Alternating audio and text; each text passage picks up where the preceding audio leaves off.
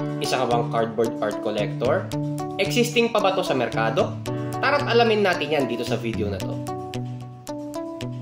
Just to give you a little info about these cardboard arts.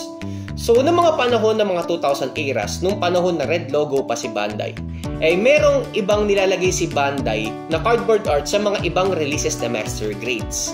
So, the good thing about cardboard arts is hindi lang ito magandang addition sa inyong koleksyon. Ito rin ay magandang pang-display sa inyong bahay. So, the question is, ito bang mga cardboard arts na to ay existing pa ba sa mga reissues o sa mga Bandai Spirits logos? Well, the answer is no. Hindi na po siya existing. That's the downside about that.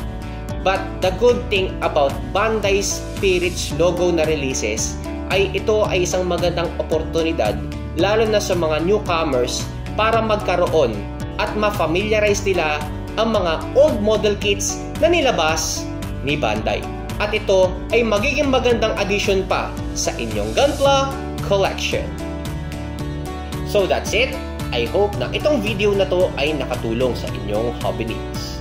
Ako si Silverge na nagsasabing #collect, inspire, repeat.